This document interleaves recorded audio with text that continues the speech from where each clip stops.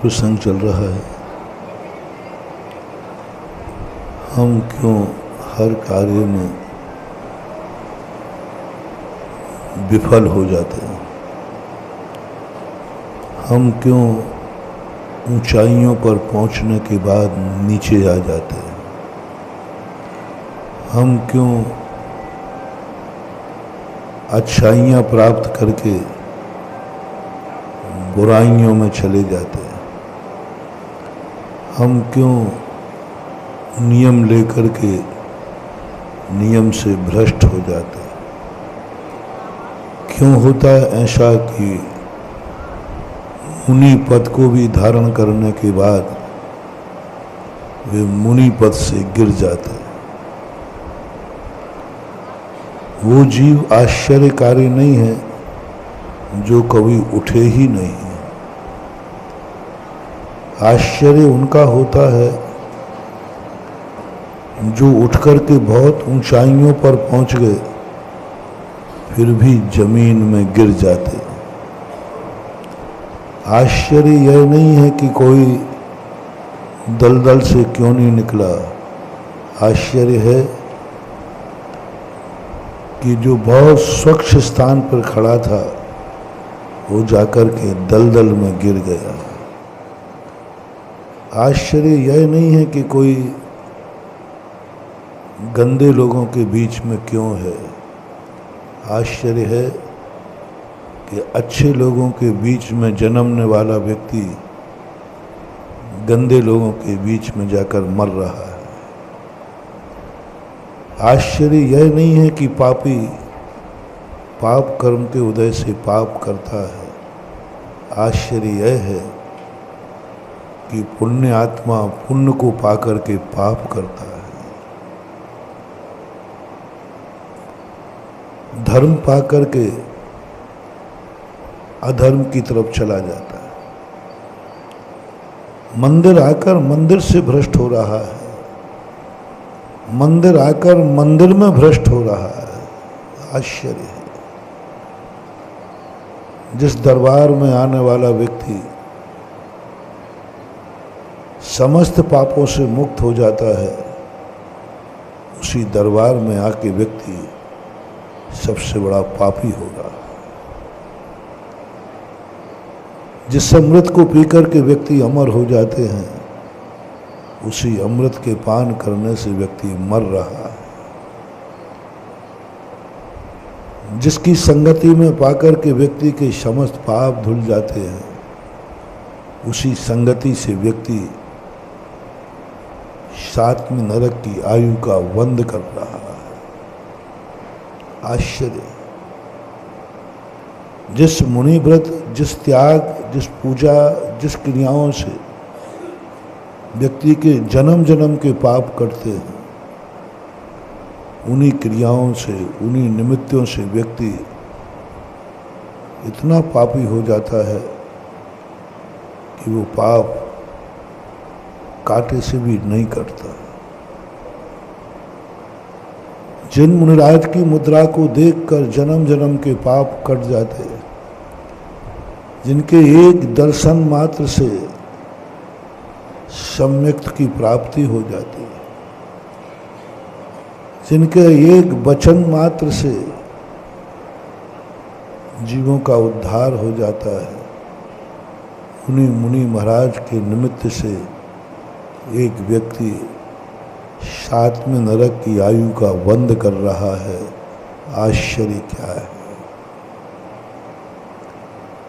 मुनि महाराज की मुद्रा तो वो है जिसको देख करके सारे पाप खत्म हो जाते हैं। जिनके अनुग्रह से समस्त प्रकार की बेड़ियां टूट जाती। ये पढ़ा है, जिनके अनुग्रह बिन कभी न कटे करम जंजीर, ते साधु मेरे उर्वशो मेरी हरहु पातक पीर। ऐसे मुनिराजों के दर्शन करके व्यक्ति सातवें नरक की आयु का वंद कर देता है। जिन भगवान के दर्शन करने से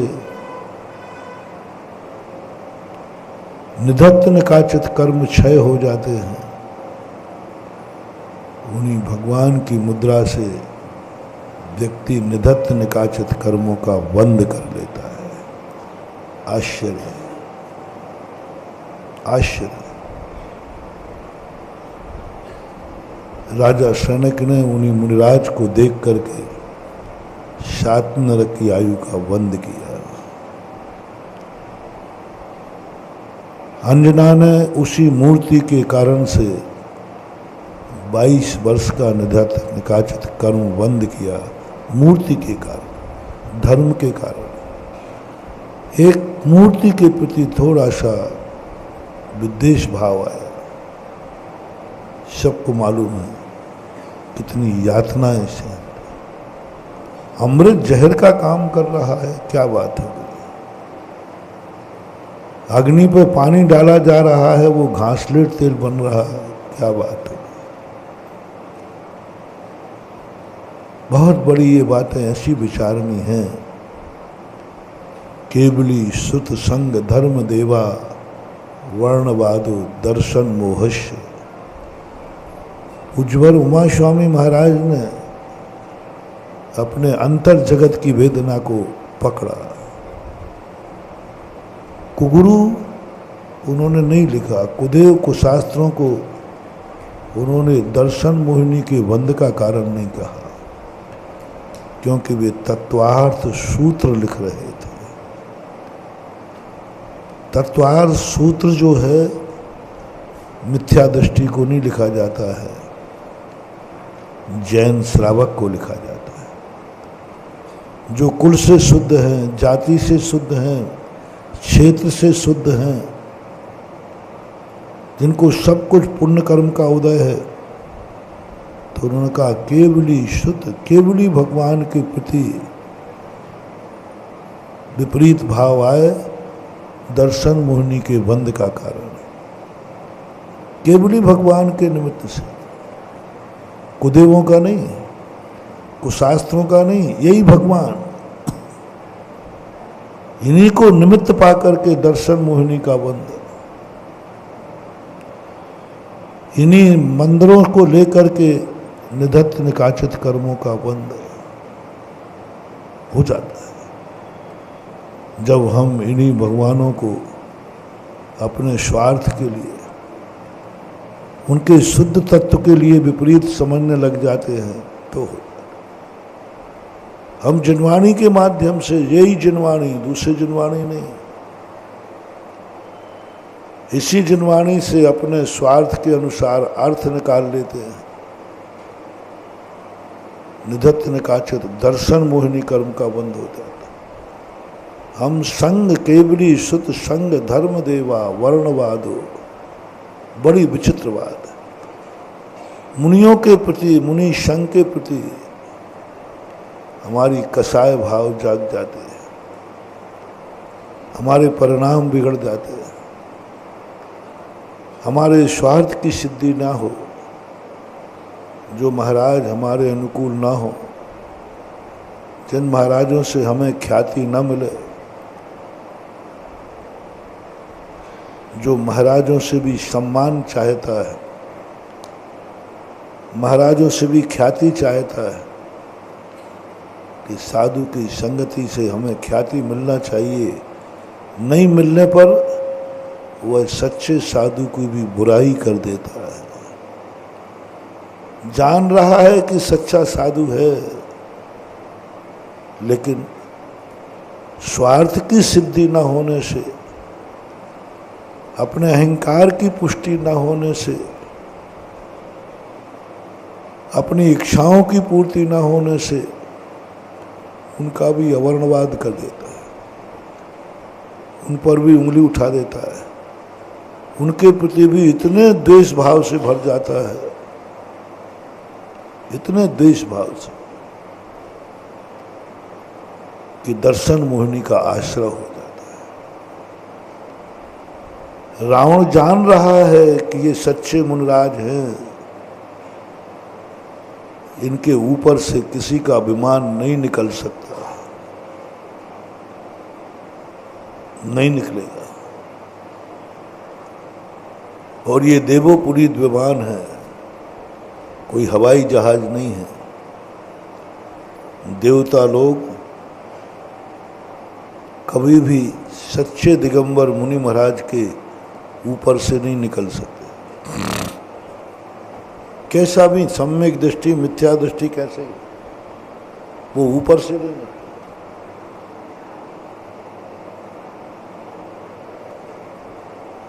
और निकलेगा तो वो कीलित हो जाएगा।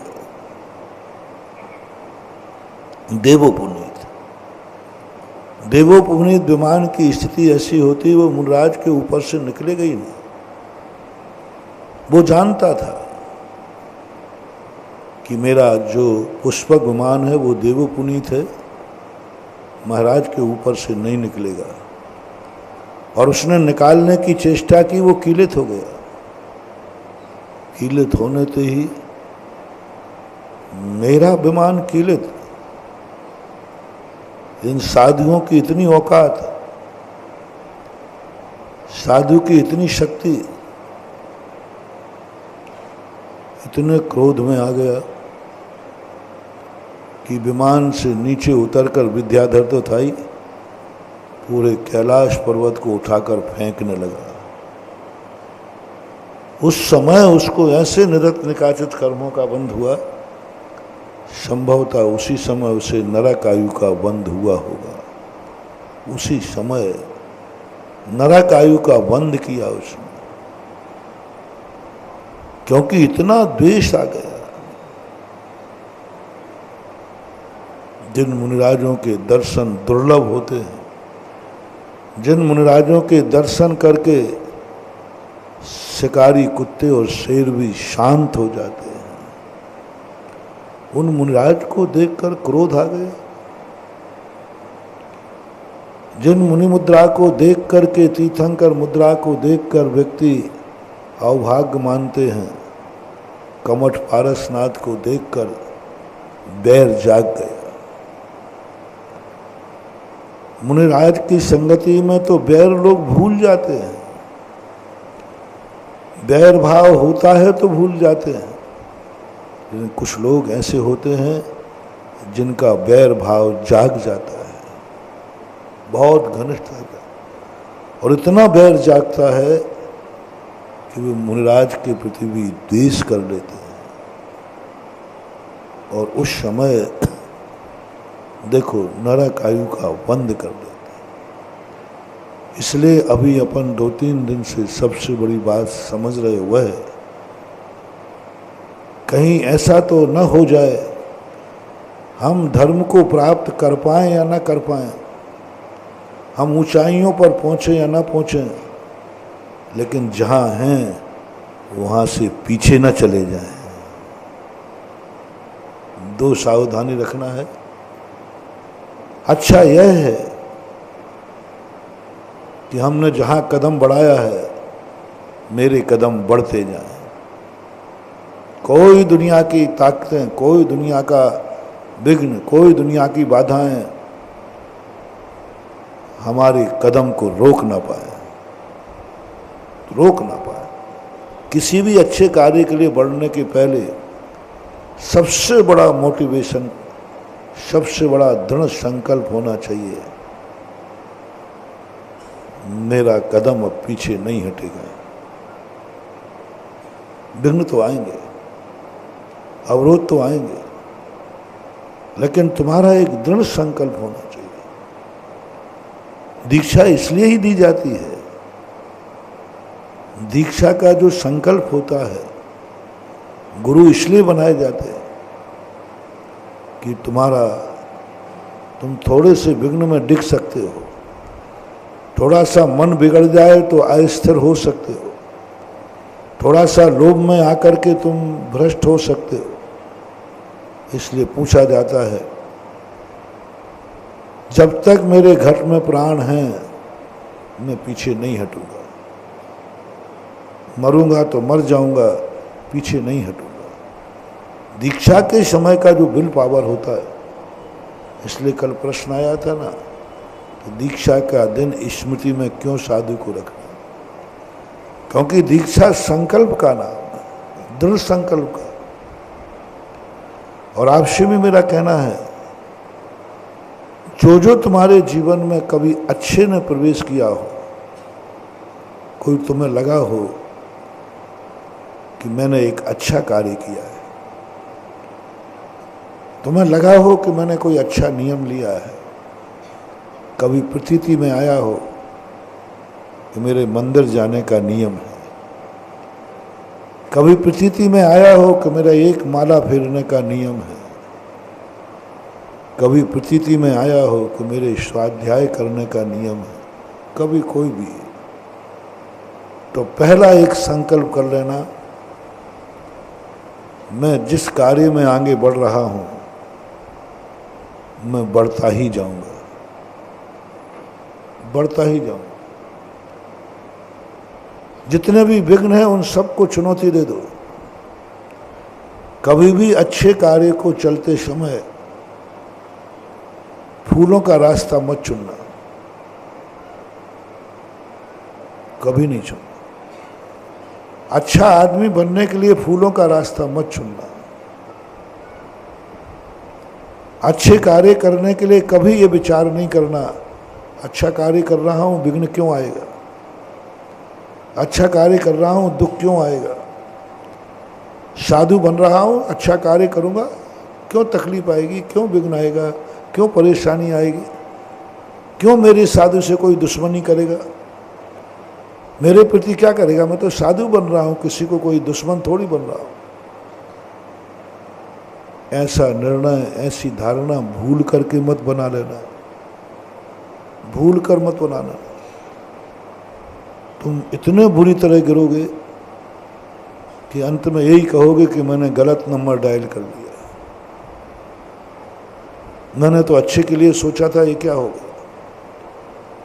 मैंने तो सोचा था कि मुनि बनने के बाद सारी दुनिया जय जयकार बोलेगी, नमोस्तु करेगी, अर्घ्य चढ़ाएगी, पलक पावड़े बिछाएगी। ये क्या हो रहा है, ये क्या हो रहा है। लोग मेरा दर्शन करके कहेंगे अभाग्य है मुझे दिगंबर मुद्रा दिखी। ये क्या हो रहा है, ये तो लोग कह रहे नंगा बाबा, ये तो गाली में नंगा बाबा कह रहे, लोग पत्थर मार रहे, लोग बुराई कर रहे, सब उल्टा हो जाएगा। तुम लोग की जो आस्था डगमगाती है इसलिए डगमगाती है क्योंकि आप लोग बहुत धर्म को संकट मोचक मानते हो। ये तुम्हारी सबसे बड़ी भूल है, सबसे बड़ी भूल है कि अच्छा कार्य कर रहे तो विघ्न आएगा ही नहीं। सबसे बड़ी भूल है कि हम धर्म की आज्ञा में चलेंगे तो परेशानी आएगी नहीं। सबसे बड़ी भूल है कि हम भगवान की वंदना करेंगे जा रहे हैं, काय का विघ्न आएगा। यही तुम्हारी सबसे बड़ी भूल तुम्हारे मन को हताश कर देती है। महात्मा बहुत हताश करते हैं। मंदिर जा रहे हैं, इतने अच्छे कार्य को जा रहे हैं, बुरा होने का सवाल ही नहीं उठता। ये धारणा मत बनाना, तुम बहुत नास्तिक बन जाओ। कई लोगों ने मंदिर छोड़ दिए, धर्म छोड़ दिया, बोले सब करके देख लिया। अभी 2 दिन पहले मैंने देखा था, मुनि महाराजों के मुख से सुना, कुछ नहीं रखा मुनि बनने में, सब देख लिया, सब व्यर्थ की बातें हैं कि इंद्र नाग नरेंद्र व अहमेंद्र के नाही कहो। ऐसा आनंद आता है। देवता जय जयकार करते हैं, देवता नमस्कार करते हैं, देवता सब कुछ करके चलते हैं। मैं तो यह सोच कर के मुनि बन गया था, लेकिन यहाँ तो जब कोई पत्थर फेंके तो कोई बचाने वाला नहीं आ रहा है, कोई रक्षा ही करने नहीं आ रहा है। इतने दिन हो गए तपस्या करते, कुछ भी अतिशय नहीं हो रहा, कोई चमत्कार नहीं हो रहा, केवल ज्ञान नहीं हो रहा, अदर्शन परिचय कहाँ, भावलिंगी मुनिराज की बात कर रहा हूँ। ऐसे मुनिराज भी आदर्शन परिचय को तरफ चले जाते हैं। क्या पता मैंने कोई गलत तो नहीं कर लिया, मैं गलत रास्ते पे तो नहीं आया, मैंने गलत व्रत तो नहीं ले लिया। अपने व्रत के प्रति भी घृणा भाव आ जाता है, अपने व्रत के प्रति भी उपेक्षा भाव आ जाता है। भार लगने लग जाता है, बहुत भार लगने लग जाता है। और ऐसा लगने लगता है मैं तो लगता है फंस गया, अब क्या करूं, लौट के जाऊं तो लोग भ्रष्ट कहेंगे और मुनि व्रत पे आनंद आ नहीं रहा है। कई मुनियों को हमने ऐसा रोते देखा है, क्या करूं। मैंने कि तुमने और तुम्हारे गुरु ने तुम्हें बहुत लोभ दिया है ना, मुनि पद में बहुत सुख है, बहुत आनंद है, इसलिए। और ये धारणा जब जब जिस किसी कार्य में होगी आप नास्तिक बनेंगे। आपकी श्रद्धा देव शास्त्र गुरु की जो श्रद्धा है कि भगवान पर श्रद्धा करेंगे हमारे कुछ नहीं होगा, सब संकट दूर हो जाएंगे। हम नमोकार मंत्र की माला फेरेंगे, सब संकट दूर हो जाएंगे। हम मुनिराज का नाम लेंगे, छाया में रहेंगे, सब संकट दूर, कुछ नहीं होने वाला। हमारे मुनि अतिशयकारी चमत्कारी हैं।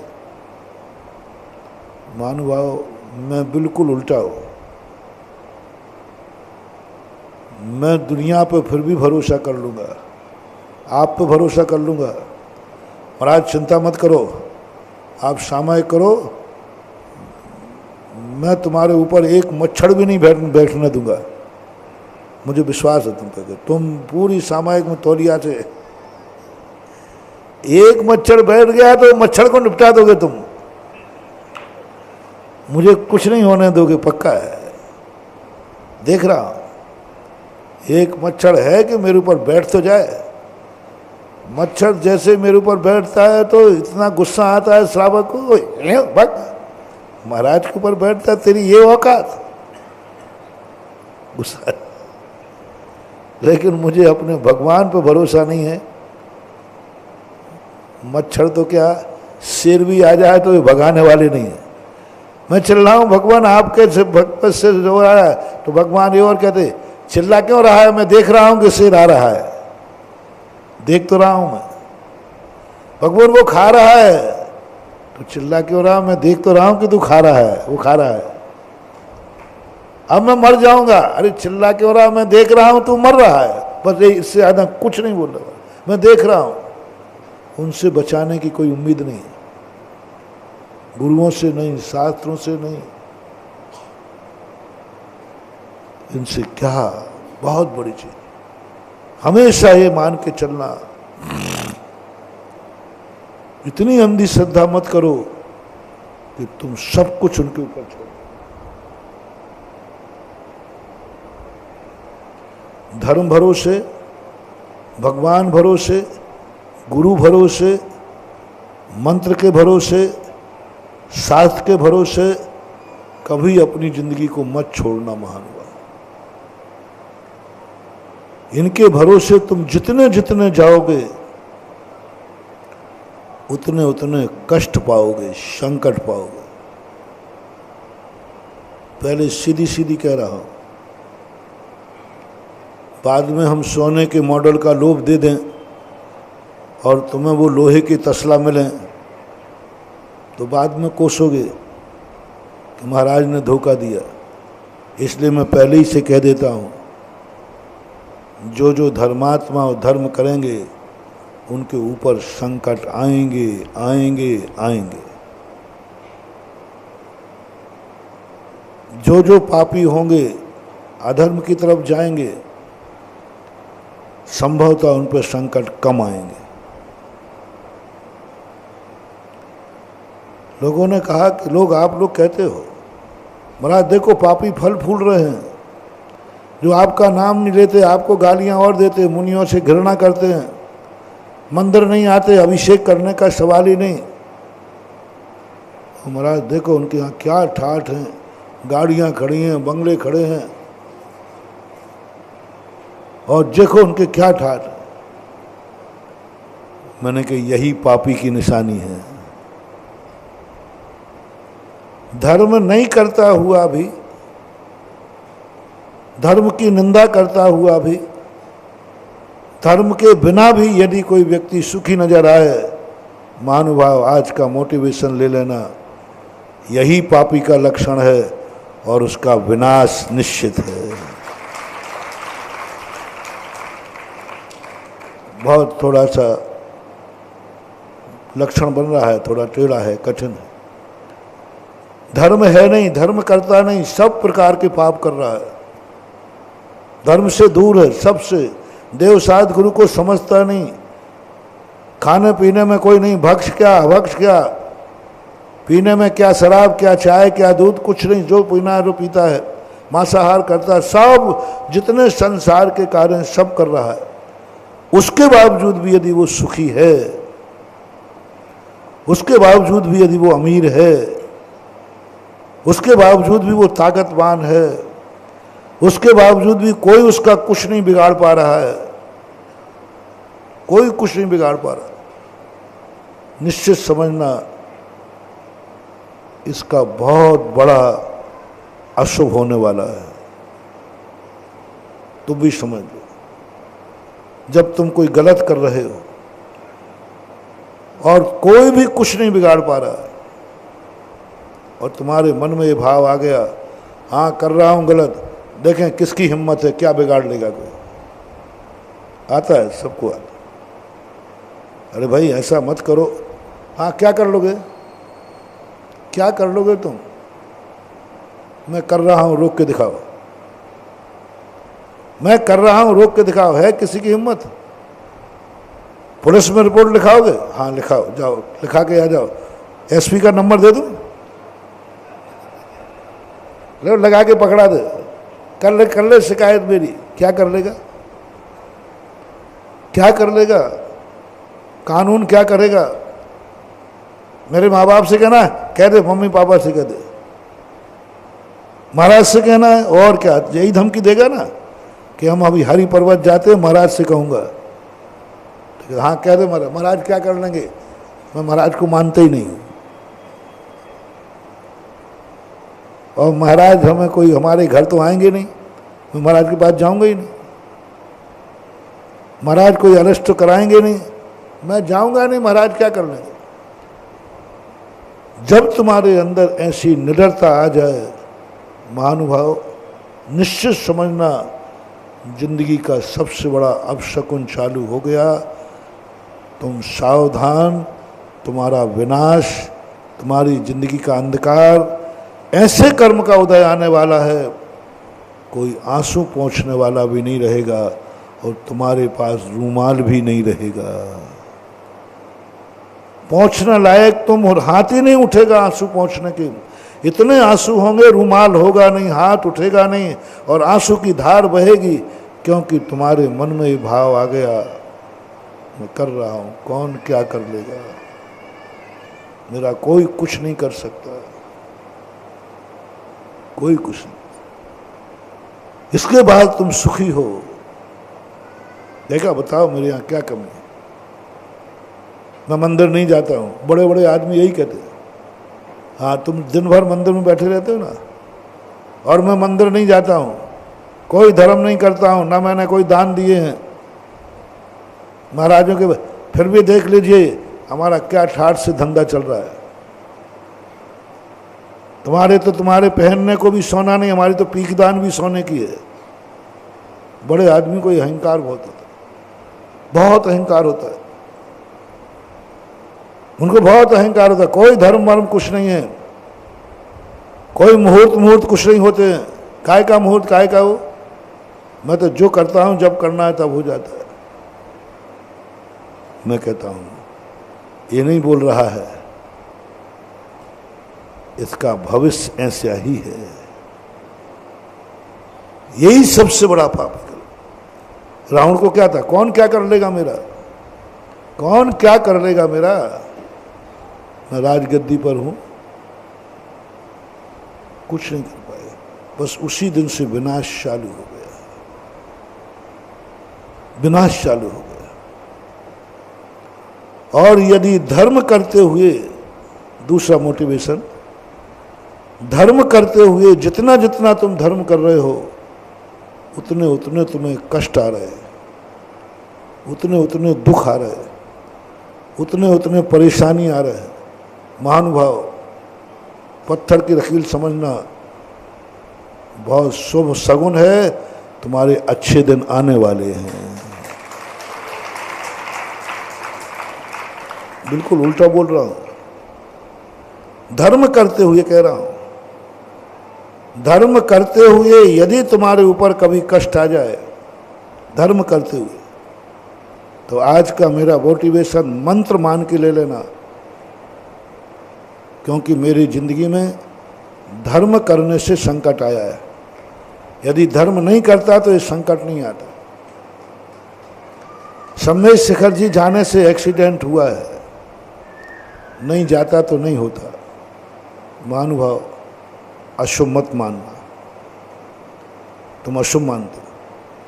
दिवाली के दिन कोई मर गया, हमें दिवाली फलती नहीं है, दीपक बंद कर दिए, मत गलती करना। दीपक जलते ही जलते कोई मर गया है, संकट आ गया है, घर का व्यक्ति मर गया है, समझ लेना अब तुम्हारी जन्म जन्म की दिवाली होने वाली है। क्योंकि कर्मों ने वो दिन चुका जिस दिन भगवान महावीर को केवल ज्ञान हुआ, मोक्ष हुआ। मोक्ष का दिन चुना है, यानी तुम्हारा घर का आदमी इतना पवित्र, इतना महान था, उसे वो दिन मृत्यु को चुना जिस दिन महावीर स्वामी ने शरीर छोड़ा था। मंगल है, काल मंगल है। उस दिन डबल दीपक जलाओ, एक भगवान महावीर के और एक तुम्हारे जो मर गया उसके। कोई कहे भी डबल दीपक, अरे वो भाग्यशाली हूं, दिवाली के दिन मेरे घर में कोई मरा है, मरा है, डबल दीपक जलाओ। महानुभाव, बहुत शुभ सगुन है। किसी भी धर्म कार्य करते समय लक्षण बना लेना, किसी भी धर्म कार्य करते समय यदि संकट आ जाए, विघ्न आ जाए, गारंटी समझना तुम्हारा शुभ होने वाला है। तुम्हारी बहुत उल्टी धारणा है कि हम धर्म कर रहे हैं तो काय का संकट आएगा। तुम शिखर जी की यात्रा की बात कर रहे हो, मैं तुम्हें वो उदाहरण देता हूं। साक्षात महावीर स्वामी का समोषण लगा है, 46 गुण मंडित हैं, 34 अतिशयों से युक्त हैं महावीर स्वामी। उनके दर्शन करने के लिए मेढक जा रहा है, क्या संकट आएगा। भगवान समोषण में साक्षात तीर्थंकर, मूर्ति नहीं, साक्षात भगवान बैठे। अब उसका कौन क्या बिगाड़ लेगा। लेकिन भगवान के दर्शन करने गया और मेढक का एक्सीडेंट हो गया, हाथी से कुचला गया। कब? जब भगवान के दर्शन करने जा रहा था। भगवान के दर्शन करते समय मौत आई, भगवान के दर्शन करते समय पिछल गया हाथी ने पैर रखकर, बॉडी भी नहीं मिली। ऐसी बुरी दशा से मरा, ऐसी बुरी दशा से मरा कि जिसकी डेड बॉडी भी, अब मेंढक पे हाथी का पैर रखेगा तो पापड़ हो जाएगा। डेड बॉडी भी नहीं मिली, चीखने का भी समय नहीं मिला। भगवान का समोषण सामने है, वहां जा रहा है। क्यों भाई, कौन से पाप करने जा रहा था? भगवान के दर्शन करने। उस समय तो किसी को बचाना चाहिए था, नहीं। कैसी भी बुरी हालत में मरना, कैसी भी बुरी हालत में मरा। कब मरा है बस इतना पूछूंगा मैं। और आज मेरा व्यक्ति बहुत बुरी हालत में मरा, ऐसा मरा कि डेड बॉडी भी काट काट के निकालना पड़े। डेड बॉडी ना, हाँ, डेड बॉडी भी काट के निकालना पड़ी, ऐसा बुरी तरह मरा। बस मैं कुछ नहीं पूछूंगा, मुझे कुछ भी विकल्प नहीं, बस ये पूछूंगा कब मरा है, कब मरा है। शिखर जी की यात्रा पर जा रहा था। बस मेरे चेहरे पर बांधे खुल जाएंगे, बस चिंता मत करो। कैसा मरा है सवाल इसका नहीं, कहाँ गया है ये घोषणा मैं करता हूँ। नियम से देव पर्याय में गया है, क्योंकि वंदना करने जा रहा है। अंदर के परिणाम वो जाने।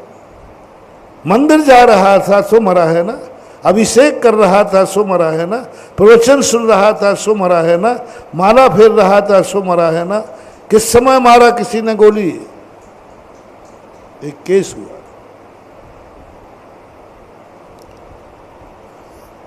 पूरी कहानी नहीं। एक धर्मात्मा को सुना, उस समय मंदिर जा रहा था, मंदिर जाते समय से गोली मारी और ऐसा छलनी किया कि वो आवाज भी नहीं निकाल पाए। लोग नास्तिक हो गए, बोले महाराज काय का धर्म में अतिशय है, जिंदगी भर इसके मंदिर का नियम था, बिना मंदिर के इसने पानी भी नहीं पिया, कभी पानी नहीं पिया, रात में खाता नहीं था, आपका भी भक्त था और बहुत धर्मात्मा, वास्तुता धर्मात्मा। बोले महाराज देखो मंदिर के दरवाजे और ऐसी बुरी मौत हुई। मैंने कहा मंदिर के दरवाजे हुई ना, बस नियम से इसका बेड़ा पार हुआ।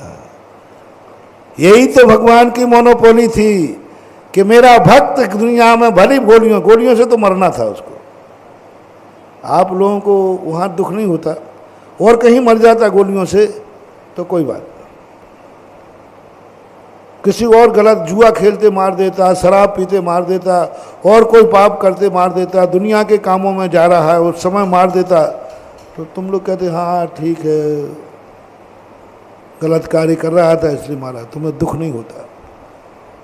तुम्हारी बिल्कुल उल्टी नीति है। पाप करते हुए कोई मर जाए, बुरे कार्य करते हुए मर जाए तो आप लोग कोई खेद नहीं मनाते, हाँ ठीक है पाप कर रहा तो मारा गया, शराबी नहीं मरेगा तो कौन मरेगा। आपको कष्ट नहीं होता। आपको कष्ट कब होता है? मंदिर में भगवान के दर्शन करते हुए, वो भी वो भक्त जिसने कभी पानी नहीं पिया, बिना दर्शन के वो ऐसी मौत मरा। अरे राम राम राम राम राम, बड़ा गलत हो गया। आप लोगों के मंदिर से विश्वास उठ जाएंगे, आपको चिड़चिड़ापन आ जाएगा।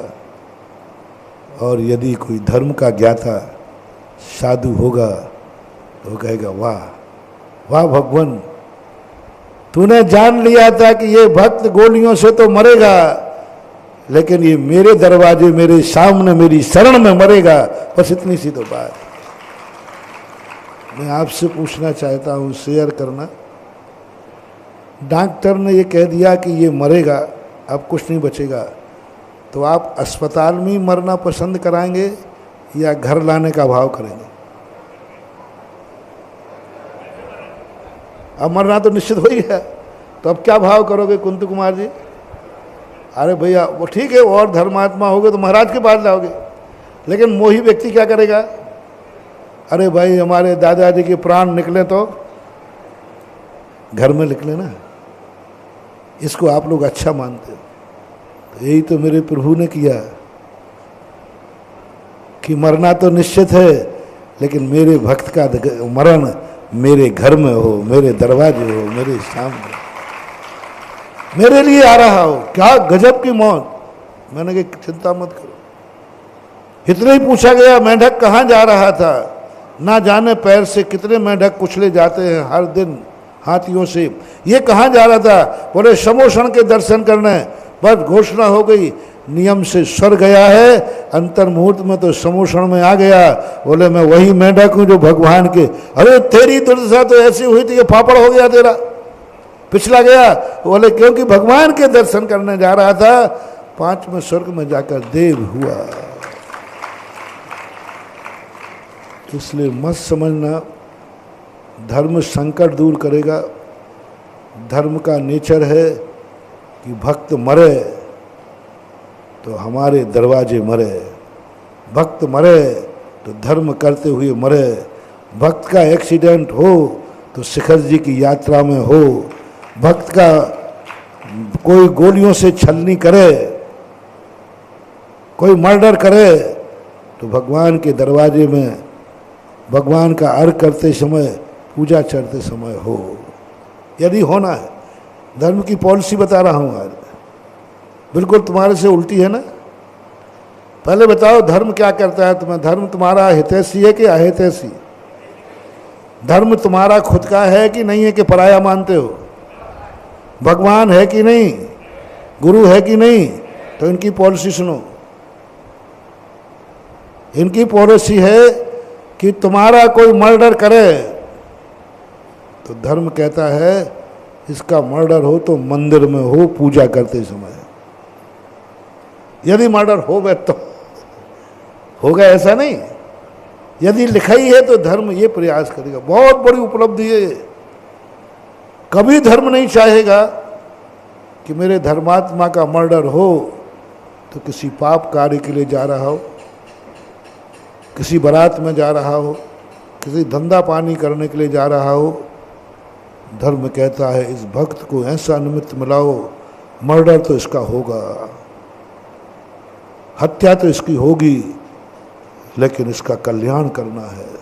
बस ऐसे निमित्त मिलाएगा कि तुम्हारा मर्डर उस समय होगा जब तुम धर्म कार्य कर रहे होगे, मंदिर से जा रहे होगे, आ रहे होगे, प्रवचन सुन के जा रहे होगे। ये सब धर्म की बहुत बड़ी पॉलिसी है। इसे तुम बुरा कहोगे, अरे मंदिर गया था, प्रवचन सुनने गया था, हार्ट अटैक आ गया। हार्ट अटैक से मौत है तो बस इतना सोच लेना, सदगति सोच लेना, धर्म की कृपा सोच लेना कि तुम्हें हार्ट अटैक हुआ तो मंदिर में पूजा करते हुए, सामायिक करते हुआ, सम्मेद शिखर की वंदना करते हुआ समझ लेना तुम धर्मात्मा हो, क्योंकि धर्म करते हुए मौत आई है, धर्म करते हुए संकट आया है, धर्म करने से संकट आया है। एक और जोड़ लो, धर्म करते हुए संकट आया है और धर्म से संकट आया है। ये धर्मात्मा का, धर्म की कृपा का संकेत है। समझ लेना तुम्हें धर्म की सिद्धि। लेकिन कब? धर्म करते समय धर्म से संकट आए और तुम्हें मानना है अब मेरा कल्याण निश्चित है, शगुन हो गया, मैंने धर्म किया और संकट आ गया, बस इतना सा तुम मान लो, बाकी गारंटी मैं लेता हूं तुम्हारे भविष्य की। तुम दुर्भाग्य मत मानना, तुम कोसना मत, तुम धर्म के प्रति अश्रद्धालु मत हो जाना। तुम कहना मेरे गुरु ने कहा था धर्म करते समय यदि संकट आ जाए तो समझ लेना धर्म की तुझे सिद्धि हो गई, और मैं हर्ष मनाऊंगा कि संकट आया है, मौत आई है, पक्का है, बुरी मौत आई है, पक्का है, लेकिन धर्म करते हुए आई है। इसका अर्थ है कि मेरा भविष्य उज्जवल है। बस इतना सा चिंतन कर लेना, कुछ नहीं। मेढक ने यही तो सोचा, मरना तो है ही, भगवान के दर्शन करते हुए मरूंगा। अंजन चोर ने क्या सोचा था? अभी 4-5 दिन पहले बताया था, मेरा मरना तो निश्चित है, पीछे लौटूंगा तो कोतवाल आ रहा है, पकड़ा जाना निश्चित है, मौत तो होना ही है, मौत तो होना ही है। लेकिन मैं नमोकार मंत्र के लिए मरना चाहता हूँ, बस इतनी सी बात है। बचने की नहीं, मरना चाहता हूँ और मैं मरूंगा, लेकिन नमोकार मंत्र के लिए मरूंगा। इतना सा संकल्प किया और उसे नमोकार मंत्र की सिद्धि हो गई। अब जिन जिन को धर्म की सिद्धियां करना हो लो, भगवान को सिद्ध करना हो लो, नमोकार मंत्र सिद्ध करना हो लो, गुरुओं के आशीर्वाद की सिद्धि चाहिए हो तो लो, कोई व्रत नियम में सिद्धि चाहिए है तो लो, सम्मेद शिखर की वंदना की सिद्धि चाहिए है तो लो, अभिषेक शांति धारा की सिद्धि चाहिए है तो लो। खुला बाजार है, खुला बाजार है, कोई जीएसटी नहीं, कोई टैक्स नहीं। बस एक संकल्प को एक दे रहा हूं, इनकी सिद्धि करते समय तुम्हें घोर से घोर संकट आएगा, घोर से घोर संकट आएगा, घोर से घोर संकट आएगा। मैं नहीं कह रहा हूं, और शब्द मिल नहीं रहा मेरे लिए। क्या तैयारी है? सम्मेद शिखर आओगे बेटा ध्यान रखना, एक्सीडेंट हुआ ऐसे मिलेंगे, दांत भी नहीं मिलेंगे बेटा, ध्यान रखना।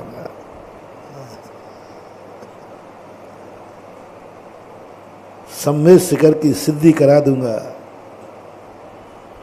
इतनी दुर्दशा होने पर भी तुम कहोगे अभाग्य है मेरे कि मैं सम्मेद शिखर की वंदना करते समय मरा। बस ये इसका इलाज है। क्रिया बता दी, भाव बता दी, क्षेत्र बता दी। क्षेत्र धार्मिक क्षेत्र है, क्रिया बता दी, घोर से घोर संकट आना है और आपके परिणाम को बस इतना मानना है मेरा भविष्य उज्जवल है, मेरा शुभ है, क्योंकि ये संकट मुझे धर्म करते, बोलो जल्दी, ये जो संकट आया है कब आया है? धर्म, बस इतना सा ध्यान रखना। धर्म करते समय संकट आया है, धर्म से संकट आया है, दो चीजों का। और धर्म से संकट आवे और धर्म करते समय संकट आवे, मेरे गुरु ने बताया यही शुभ का लक्षण है, इसी भविष्य का उज्जवल है, बस पक्का है। मैं क्या करूं? प्रमाण पत्र ऐसे ही देना पड़ेगा। अब प्रमाण पत्र कैसे दूं? तुम चाहते हो कि महाराज जी ऐसा दे दो ना, थोड़ा सा पढ़ दो, जो जो धर्म करेगा उसके जीवन में कभी संकट आएगा ही नहीं, कभी संकट नहीं आएगा। जो जो धर्म करेगा उसकी मौत कभी सम्मेद शिखर के रास्ते में हो ही नहीं सकती। कितने भी तोप और गोलियां चल जाएं, उसका शरीर कभी छलनी नहीं होगा। धर्म वो ब्लू जैकेट है। महाराज ऐसा सर्टिफिकेट दो तो मजा आ जाए, नहीं दे सकते, है ही नहीं। ये तो सब कहे गए हैं और ये कहे नहीं गए, ये हुए हैं। भक्त ने धारणा नहीं बनाई कभी। अंजन चोर ने नहीं कहा कि नमोकार मंत्र मुझे बचा लेगा, उसने कहा नहीं, मरना निश्चित है, मैं नमोकार मंत्र के लिए मरूंगा, तो बच गया। जिन जिन लोगों ने चमत्कार के लिए, सुख के लिए धर्म किया है, उनको धर्म की सिद्धि कभी नहीं हुई। सुख के लिए, पुण्य के लिए, मिथ्या दृष्टि। और पूज्यवर कुंदकुंज स्वामी, जो व्यक्ति अपने जीवन के दुख मिटने के, सांसारिक दुख की बात कर रहा हूं, संसार के सुखों के लिए, संसार के दुखों को मिटने के लिए धर्म करता है, करते हैं लोग, मिथ्या दृष्टि कहा। बदनी मानि धरंता शीलानि तहा तवम चकुबंता परमठ बाहराजे ते अन्नानी पुण्य मिच्छन्ति। व्रत बदनी मानि धरंता शीलानि तहा तवम चकुबंता, व्रत का पालन करते हैं, नियम का पालन करते हैं, शील का पालन करते हैं, बहुत बड़े बड़े तप करते हैं। पुण्य मिच्छन्ति ते अन्नानी, परमठ बाहराजे, परमठ बाहराजे ते अन्नानी पुण्य मिच्छन्ति। वे परमार्थ से बाहर हैं, अज्ञानी हैं, क्योंकि वो पुण्य की इच्छा कर रहे हैं। पुण्य का अर्थ यही सांसारिक सुख, मिथ्या दृष्टि। और तुम्हें धर्म की सिद्धि हो, कोई नियम नहीं, तुम्हें संसार के सुख मिल भी जाएंगे तो वे दुखी देंगे। रावण ने किया था, अपने पुण्य से, अपने मुनि व्रत से, अपने धर्म से 3 खंड का राज्य मिला, मांगा था, मिल गया, मिलेगा, वो तो मिलेगा। तुम संसार के सुख के लिए करोगे तो नहीं मिलेगा, सो मना नहीं कर रहा हूं, ये ध्यान रखना। तुम जो भी संसार के सुख चाहोगे, धर्म से सब मिलेंगे। अभ्युदय और निश्चित दोनों सुख मिलते हैं। लेकिन यदि तुमने चाहा कि मैं संसार के सुखों के लिए धर्म कर रहा हूं, मुझे मिलना चाहिए, तो आप मिथ्या दृष्टि हैं। मिल जाएगा लेकिन दुर्गति जाना पड़ेगा, निदान बंद। रावण को दुर्गति जाना पड़ा। इसलिए आज हम आपको मोटिवेशन दे रहे हैं कि धर्मात्मा बनने के पहले सोच लेना, संसार के, दुनिया के जितने कष्ट हैं सब तुम्हारे ऊपर आएंगे। जितने बड़े बड़े धर्मात्मा बनोगे, जितने बनोगे उतने आएंगे। फैसला आपके हाथ। जितने जितने बड़े आदमी होते जाओगे धर्म में, उतने उतने संकटों की संभावना ज्यादा है। तुम बच नहीं पाओगे, कोई बचाने आएगा नहीं। जैसे हम लोग, बोलो हमारे ऊपर कौन सा संकट नहीं आ सकता? कौन सा संकट है जो मैं दूर कर सकता हूं? कुछ नहीं, खुला बैठा हूं। गर्मी का संकट, सर्दी का संकट, मच्छरों का संकट, और एक और कह दूं, आहार करते समय भक्तों का संकट। संकट ही संकट है जिंदगी में।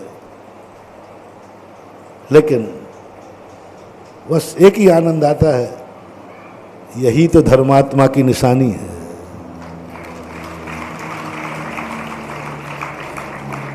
मैंने देखा आप लोगों को मंदिरों में देखा, उन्हीं महाराजों के चित्र बनाते हो जिनको भूख संकट आए। शेर खा रहा है, श्यालनी खा रही है, घानी में पेला जा, उन्हीं के चित्र बनाए।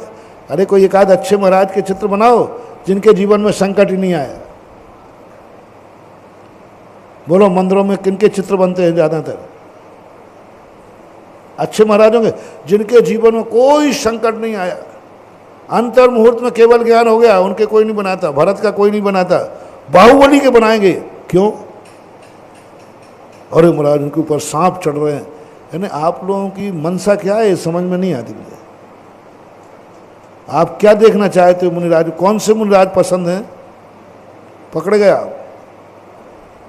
भरत बेचारा सीधा, उसके जीवन में कोई संकट नहीं आया, किंचित मात्र भी। एक अंतर मुहूर्त में तो उसकी कोई मूर्ति नहीं बैठालता। वो तो भरत बाहुबली के साथ सेटिंग में बैठ जाते। भरत सेटिंग में, क्योंकि अब भरत आदिनाथ आ गए, बाहुबली आ गया, तो अब एक कोना सेटिंग में। बोलो दुनिया में भरत की मूर्तियां अकेली ज्यादा हैं कि बाहुबली की? क्यों? भरत बड़ा था रे भैया, ज्येष्ठ पुत्र था, चक्रवर्ती था, उसकी अकेली मूर्ति कोई बैठालते ही नहीं। और भरत के और बाहुबली में सबसे ज्यादा दर्शन करने का मन किसको होता है? तुम्हें भरत और बाहुबली में मूर्ति मिले तो कौन सी लोगे? भरत की सस्ती मिलेगी। क्यों?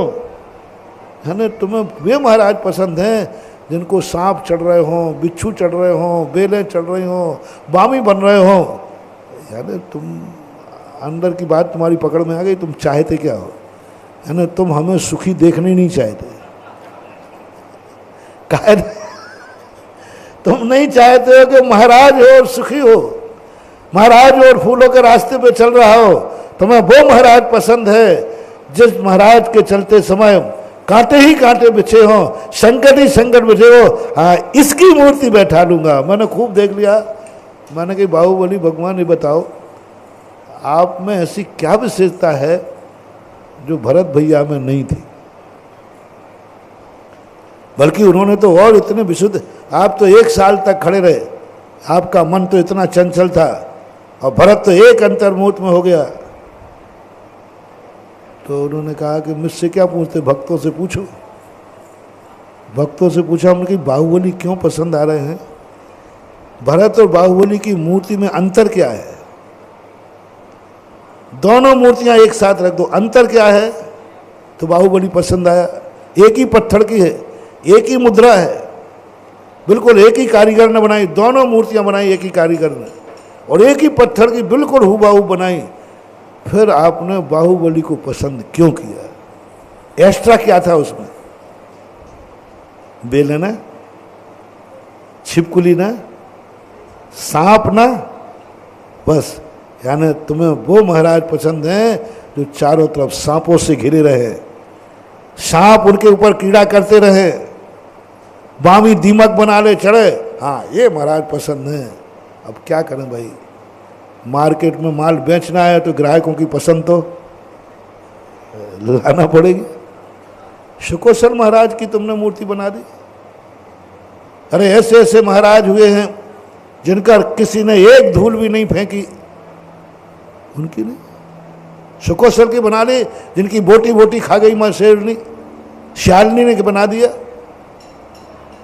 500 मुनि घानी में पिल रहे, उनके चित्र बना डाले। उन सतियों के चित्र बनाए जिनके जीवन में दारुण दुख आए, दारुण दुख आए। कुछ सतियां ऐसी भी हुई हैं जिनके जीवन में कभी दुख, किंचित मात्र भी दुख नहीं आया, लेकिन उन पर ना तो कोई कथा लिखी गई है, ना कोई पुराण लिखा गया है। उनके लिखे मैना सुंदरी का, सती सीता का, सती अंजना के, इनकी कथाएं, इन पर पुराण, इनके चित्र। अरे मैंने कही दुनिया की पसंद है ये, पसंद नहीं है महानुभाव, पसंद नहीं है महानुभाव, ये धर्मात्मा होने का प्रमाण पत्र है कि धर्म करते हुए संकट आ रहा है फिर भी धर्म से नहीं डिग रहा है। धर्म करते हुए संकट आ रहा है, धर्म से संकट आ रहा है, फिर भी धर्म के प्रति अनास्था भाव नहीं आ रहा, ये प्रमाण पत्र है। सब तरफ से सुख है, सब तरफ से अनुकूलता है, फिर भी धर्म के प्रति अनास्था भाव नहीं आ रहा है, ये कौन सी बड़ी बात हो गई। सब तरफ से सुख है। देखो मुझे धर्म से बहुत प्रेम है, मुझे धर्म से बहुत लगाव है, क्योंकि जब से मैंने धर्म किया है तब से मेरे सारे दुख दूर हो गए। मेरे घर में सुख ही सुख है। सुनना, जब से मैंने धर्म किया है तब से मैं सुखी सुख हूं, सब तरफ की पौवारा है। अरे क्या पूछो, जब से मैं महाराज का भगत बना हूं, अरे माटी छूता हूं सोना हो जाता है सब, और 100 लोगों को सुनाता है पट्टा। मालूम मेरे ये दिन अच्छे कैसे आए। पहले मेरे बहुत बुरे दिन थे, जब से महाराज से जुड़ा हूं। मालूम मेरे महाराज ऐसे हैं, देखना क्या क्या मक्खन पालस लग रहा है। अरे तब से इतना, जब से मैंने अभिषेक करना शुरू किया, मंदिर जाना शुरू किया, तब से भैया ऐसे दिन पलटे मेरे कि हमने पीछे मुड़ के ही नहीं देखा।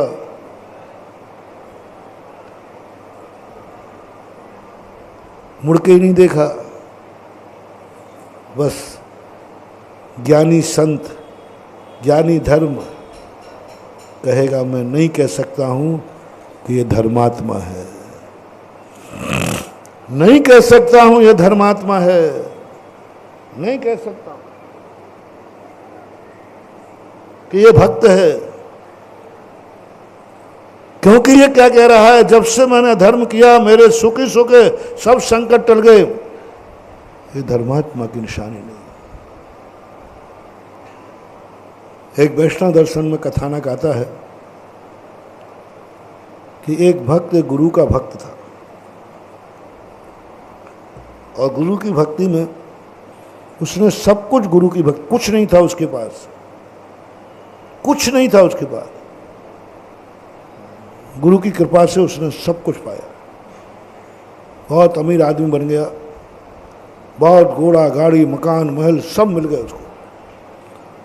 और सब लोग पूछते, भाई तेरे दिन कैसे फिर गए? तो बड़े गर्व, अरे मालूम नहीं मैं किन महाराज का चेला हूं। ये सब गुरु की कृपा है, सब उनका प्रसाद है, उनकी भक्ति का, उनके आशीर्वाद का। इतनी प्रभावना कर रहा है वो, इतना गुणानुवाद कर रहा है।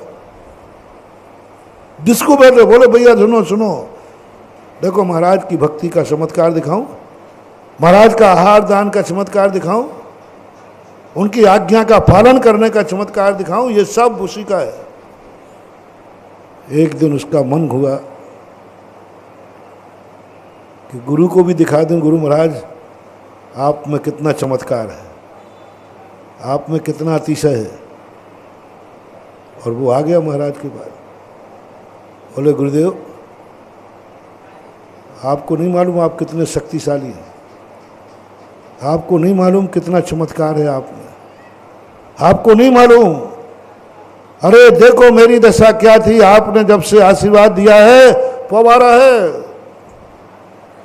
सब झोपड़ी नहीं थी, मकान बन गया, कुछ नहीं था, सब आपकी कृपा है, आपका आशीर्वाद है। बस महाराज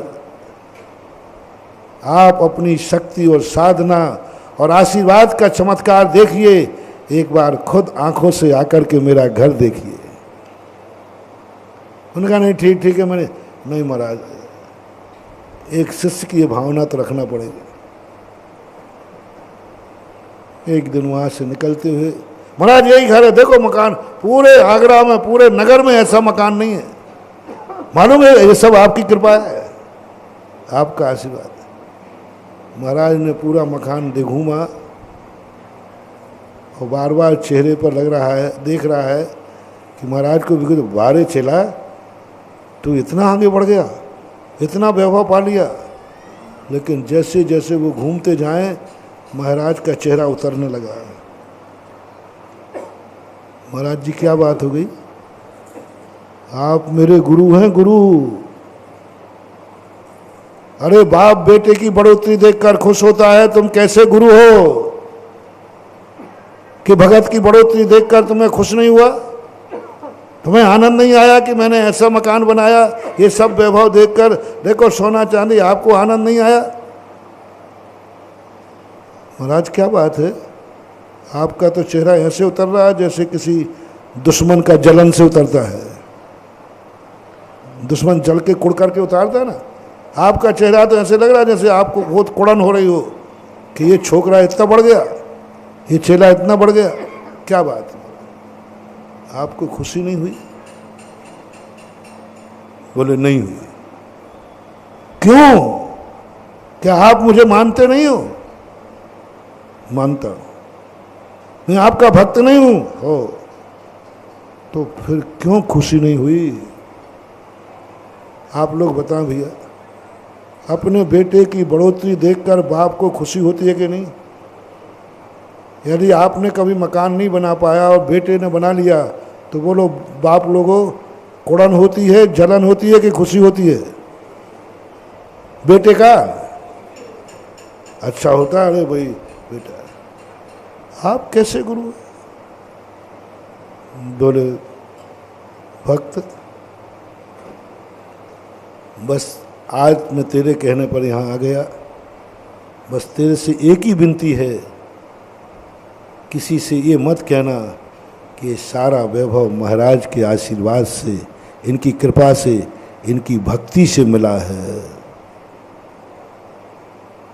धर्म का नाम मत लेना, भगवान का नाम मत लेना, गुरु का मेरा नाम तो लेना ही मत।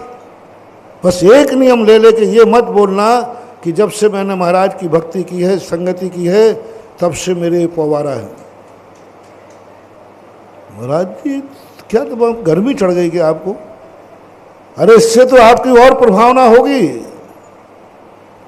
लोग हजारों भक्त आएंगे कि चलो महाराज के भक्त बनो और मकान बनाओ। हाँ महाराज के थोड़े पैर दबाओ, टनाटन। उन्होंने कहा नहीं बेटा, तो एक नियम ले ले, आज के बाद कभी भी मेरा नाम मत लेना, धर्म का नाम मत लेना, तू तो ये कहना ये मैंने खुद कमाया है। शिष्य कहता भगवान गुरुदेव समझ में नहीं आया।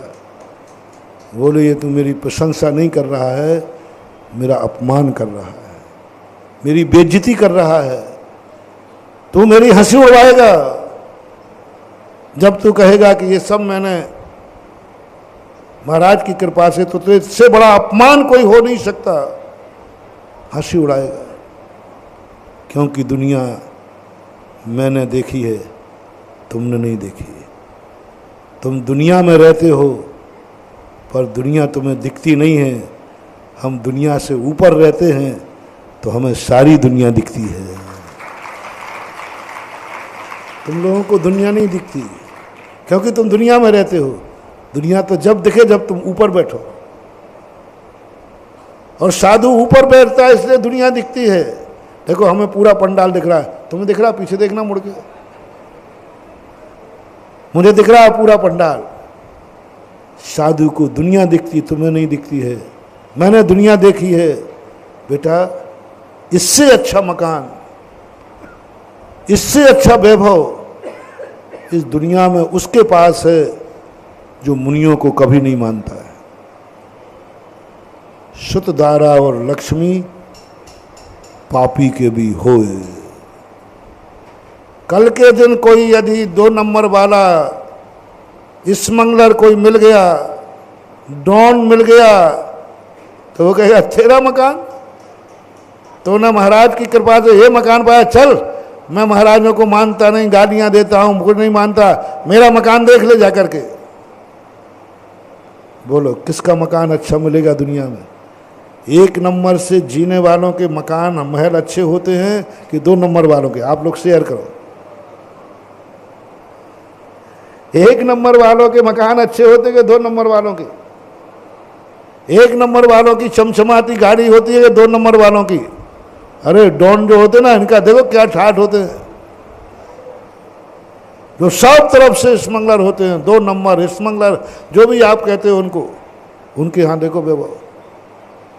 और वो समय हमारे लिए थिंगा दिखा देगा, क्या बाबा जी के पाके ये पाया, देखो हमने बिना उसके पा लिया, बिना धर्म के पा लिया। और आगरा में भी ऐसे लोग होंगे जो धर्मात्माओं से भी कई गुने बड़े होंगे। कुछ गलत तो नहीं बोल रहा हूं? जो धर्म नहीं करते हैं, मंदिर नहीं आते, गुरु के पास नहीं आते, शब्द व्यसन करते हैं, फिर भी धर्मात्मा से उनके ठाठ ज्यादा है। फिर क्या का जवाब दोगे तुम? क्या जवाब दोगे? रावण ने इसी बात पर तो संदेह किया था राम पर, ये भगवान है, ये भगवान। जब विभीषण ने कहा, मंदोदरी ने कहा, अरे ये अवतार पुरुष हैं, भगवान है, ये भगवान, जिनको एक नारी ने घर से बाहर निकाल दिया, राजगद्दी पर बैठने वाले थे, शाम को रात में उन्हें एक महिला ने घर से निकाल दिया। ये भगवान होंगे जो दर दर के ठोकरे खा रहे हैं? ये भगवान होंगे जो अपनी स्त्री की नहीं बचा पाए? ये भगवान होंगे जिनके पास कुछ भी नहीं है? रावण ने यही कहा, यदि ये सर्वशक्तिमान सर्व भगवान होते तो आज इनकी ये दुर्दशा नहीं होती। रोते फिर रहा है भगवान, रोते फिर रहा है भगवान, दर दर की ठोकरें खा रहा है भगवान। ये भगवान कैसे हो सकता है? भगवान वो हो महानुभाव, बहुत बड़ा मोटिवेशन महानुभाव। आपकी धारणाओं पर कुठाराघात, आपके निर्णयों पर कुठाराघात।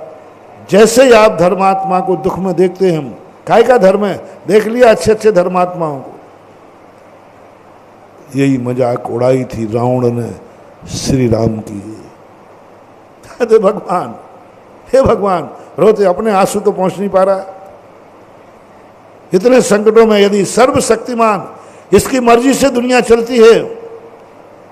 हाँ, पिताजी मर गए, इनके हाथ में होता तो कौन पिताजी को मरने देता? माता को वैधव्य हो गया, उनके ये भगवान है, कौन भगवान है अपनी माता को वैधव्य करेगा और ऐसी दर दर की ठोकरें खाएगा? ये भगवान नहीं हो सकता।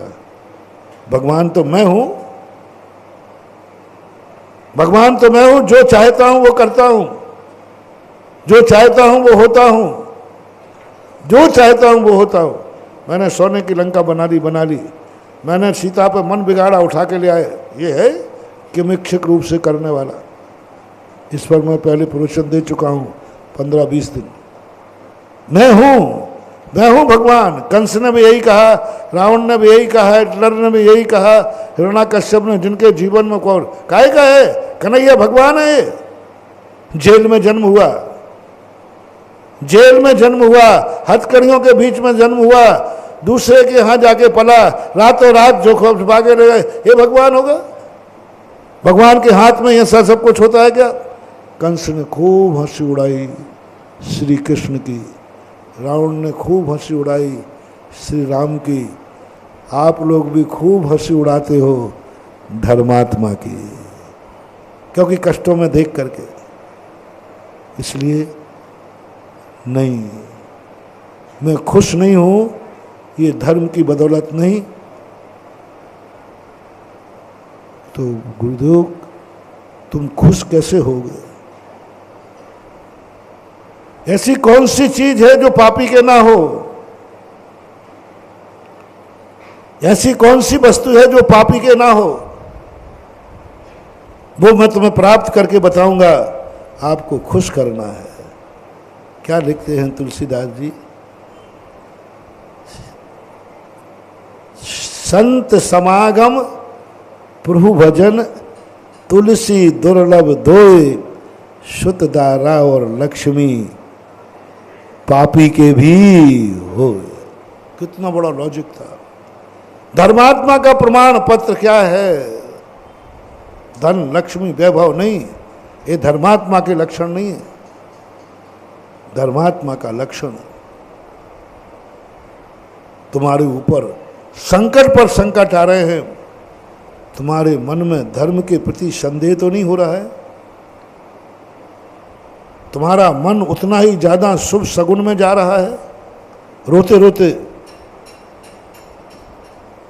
वह प्रसंग आज मुझे स्मरण में आ गया।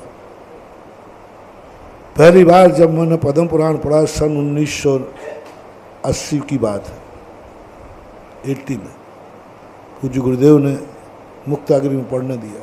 पहली बार पढ़ रहा था, और जब लक्ष्मण शक्ति लग चुकी है, रामचंद्र जी घोषणा कर रहे हैं लक्ष्मण जीवित नहीं हुआ तो मैं भी अग्नि में प्रवेश कर जाऊंगा, मैं जिंदा नहीं रहूंगा। इतना संकट, और ये सारे संकट धर्म के कारण आए। रामचंद्र जी में जितने संकट आए सब धर्म के कारण।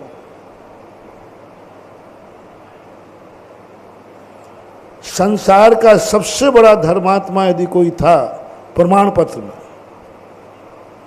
तो थे श्री राम।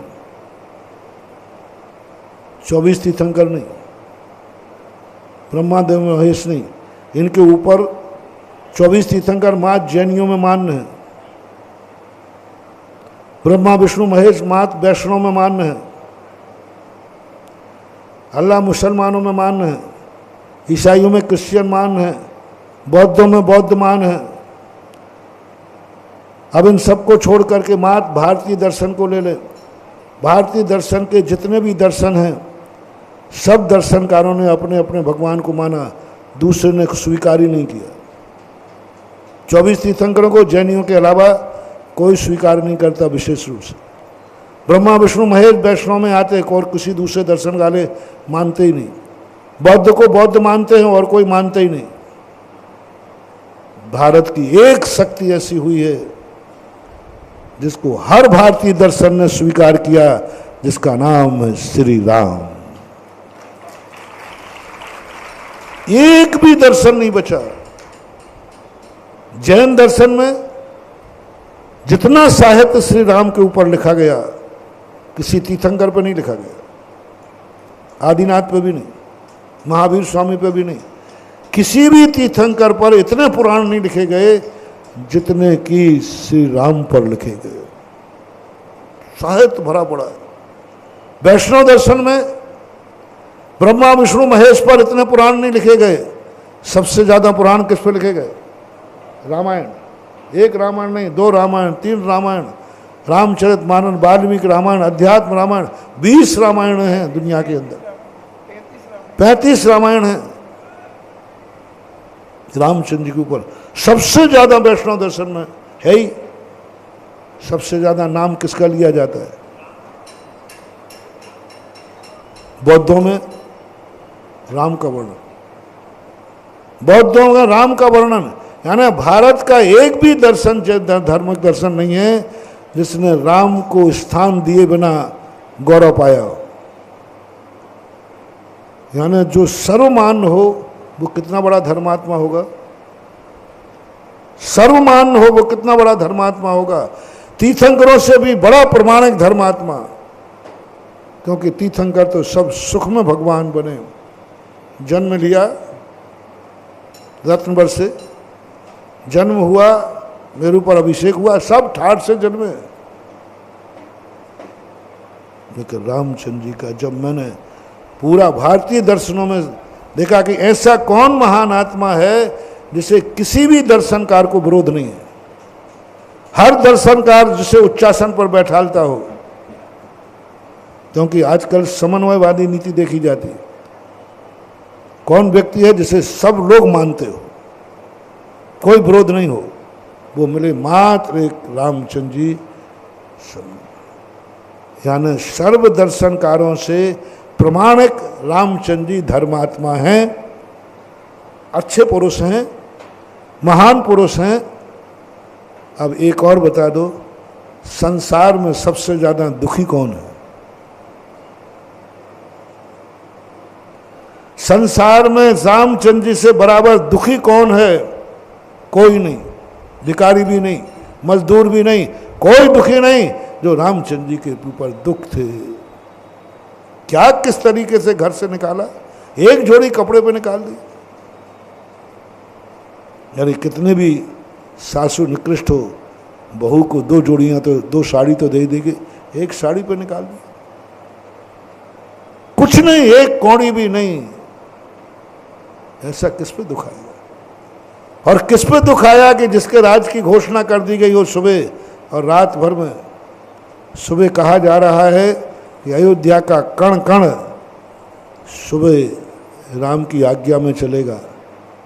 रात में निर्णय हो गया, सूर्य निकलने के पहले अयोध्या की सीमा छोड़ना है। कितना बड़ा भारी, सबसे ज्यादा संसार के सबसे बड़ा दुखी और संसार का सबसे बड़ा धर्मात्मा।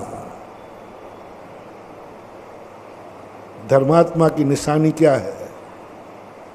दुख, कष्ट। और संसार का सबसे बड़ा अमीर आदमी और संसार का सबसे बड़ा पापी आदमी कौन? मैं जो कुछ बोलूंगा आगम से बोलूंगा। बोलो, संसार में रावण के बराबर अमीर कौन हुआ? दूसरा नाम बताओ। सबसे बड़ा अमीर आदमी था, सोने की लंका थी, सबसे अमीर था। विद्याओं में पूरी सारी विद्याएं रावण के पास सबसे ज्यादा विद्या थी, बहुरूपी विद्या रावण के पास थी। शक्तिशाली, आज तक कोई कैलाश पर्वत को उठा नहीं पाया, शक्ति सब कुछ था। और संसार का सबसे बड़ा पापी कौन? जिसको हर बार जिंदा करके मारा जाता हो, ऐसा संसार में कौन है? हर बार जिंदा कर किया जाता है और हर साल दशहरा में। दूसरा व्यक्ति कौन है जिसको हर साल जिंदा करके मारा? दुनिया के बड़े बड़े पापी मरे, एक बार मरे, जल के राख हो गए, खत्म हो गए। रावण वो पापी था, हर साल लोग जिंदा करते हैं और हर साल उसे मारते हैं। तो संसार का सबसे बड़ा पापी कौन? संसार का सबसे सुखी आदमी कौन? सबसे बड़ा अमीर आदमी कौन? ये किसकी निशानी है? जल्दी बोल दो। पापी की। संसार का सबसे दुखी आदमी कौन? सबसे परेशान आदमी कौन? संसार का सबसे बड़ा धर्मात्मा आदमी कौन? समय आपका हो गया। मैं जो मोटिवेशन तुम्हें देना चाह रहा हूं, मैं तुम्हारे जो कमजोर पैर हैं, जो थोड़े से में धर्म से डगमगा जाते हैं, थोड़ी देर में तुम धर्म से दूर हो जाते हो, मैं वो कहना चाहता हूं। मैं तुम्हें वो मजबूत बनाना चाहता हूं कि धर्म करते समय यदि तुम्हें अग्नि में भट्टी में डाल दिया जाए तो भी कहेगा, बोलो अहिंसा परमो धर्म की जय। कष्टों से धर्म को मत तोलो, सुखों से धर्म को मत तोलो। सुखी है तो धर्मात्मा की निशानी नहीं है, दुखी है तो अधर्म की निशानी नहीं है। ये अपन को सोच के चलना है। अब कल ध्यान में आएगा तो फिर अपन चर्चा करेंगे। महानुभाव बहुत बड़ा मोटिवेशन आज दिया है।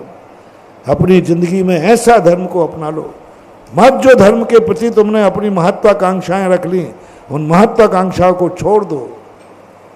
क्योंकि लोभ में और सुख में होने पर धर्म किया तो ये धर्म नहीं है, ये तो व्यापार है। कौन नहीं करता? जो सुखी होगा उसको कौन अच्छा नहीं कहता? सभी कहते हैं। लेकिन दुखी होने के बाद रामचंद्र जी ने कहा, जब मैं पहली बार बता रहा था ना, तो कहा उन्होंने कि विभीषण ने कहा समय आपका हो गया, अपन कल देखेंगे। महावीर भगवान कल आ जाए तो ठीक, कल को नया विषय आ गया तो मैं क्या करूं।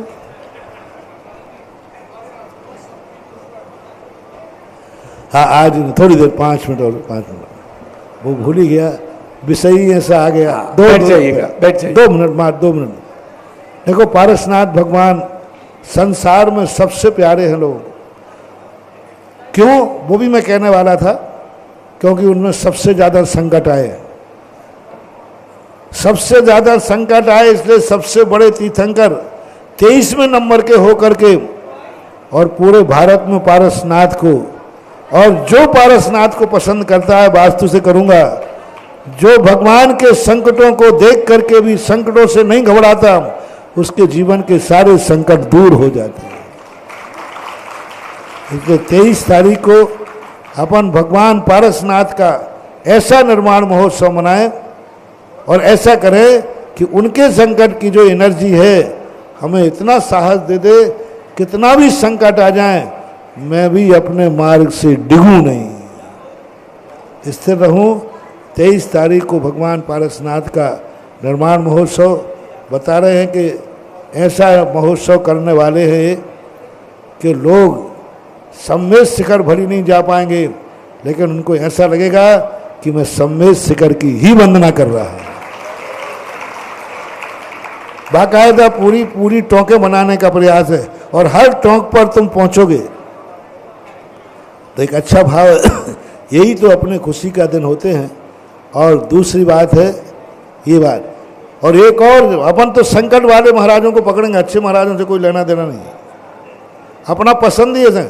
उन मुनिराजों को जो 8 दिन तक घोर उपसर्ग करते रहे, शहद करते रहे, फिर भी मुनि पद से डिगे नहीं, और उनके उपसर्ग करने की क्षमता देखो कितनी है कि विष्णु कुमार जैसे मुनिराज जिनकी रक्षा करने आए, अपन रक्षाबंधन पर उनकी पूजा करेंगे, और उनकी पूजा करने का अर्थ होगा तो ऐसा पुण्यबंध होगा कि संकट तो आएगा, लेकिन कोई विष्णु कुमार बनकर के रक्षा करने भी आ जाएगा। ये प्रसंग भी अभी इसी प्रसंग से जुड़ जाएंगे कि संकट जिनके ऊपर आए हैं उनसे हमें क्या मिलता है, क्यों ऐसा होता है, इसके संबंध की चर्चाएं अपन करेंगे। तो अभी 23 तारीख को भगवान पारसनाथ का और 30 तारीख को रक्षाबंधन। मुनि भक्त हम बने फिरते हैं, लेकिन कभी मुनियों के प्रति एक भाव, मेरा मन 98 में ये भाव आया था कि कम से कम जिन मुनिराजों ने इतने संकट सहन किए, क्या उन मुनिराज के लिए हमारे पास एक नरियल नहीं है चढ़ाने को? एक नरियल हम उनको नहीं चढ़ा सकते। 700 मुनिराजों को अलग अलग एक एक श्रीफल आपको चढ़ाने की भी बात उस दिन मेरे मन में आई थी। आप तो क्या है 3 चावल रख लेते हो, क्या कहते हो, सप्त सैकड़ा मुनिसो जान, रक्षा करी विष्णु भगवान, परम गुरु हो, और हाथ में 3 चावल रखें। ऐसा ही जो ऐसा करेगा ना उसको भी कर्म क्या कहेगा, 3 चावल पे हाथ रखेगा, बोले सब लोग भोजन कर लो रे 3 चावल ऐसा दिखा करके, और वो भी जेब में रख लेगा।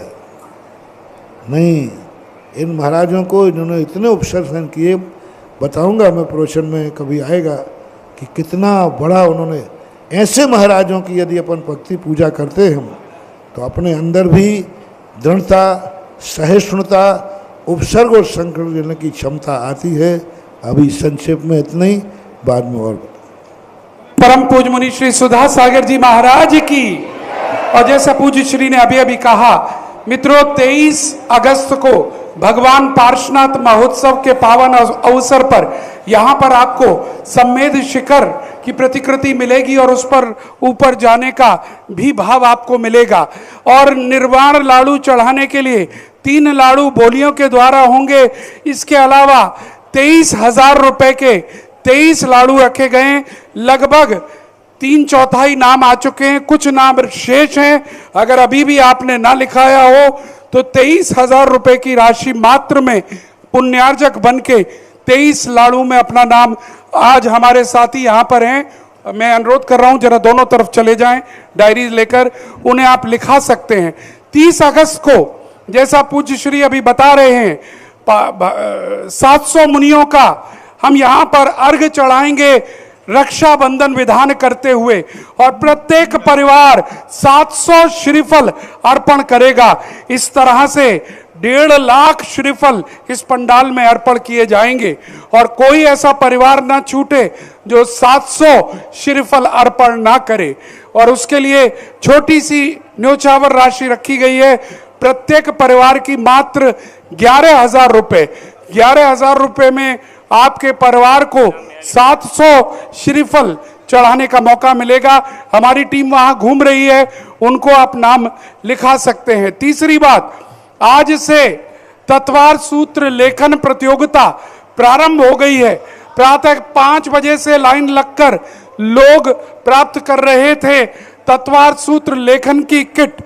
मात्र 300 रुपए में एक रजिस्टर है, तत्वार सूत्र का कोर्स है। आपको 41 बार अपने घर में ही लेखन करना है, और इतना पुण्यकार पुनीतकार पूज्य मुनीश्री के 41वें दीक्षा महोत्सव के अवसर पर आप लोगों से पूज्य छुल्लक गंभीर सागर जी महाराज की दिशा निर्देशन में कराया जा रहा है। हमारा आप सभी से अनुरोध है, अगर आपने अभी तक किट ना ली हो वो किट प्राप्त कीजिएगा, और घर में, दुकान में, ऑफिस में, जहां भी बैठे और बस लेखन करते रहिएगा जब मौका मिलेगा। आइएगा, अर्घ चढ़ाएंगे। और जिससे पहले मैं अर्घ के लिए बोलूं, हमारे मध्य कुछ अतिथि लोग आए हुए हैं।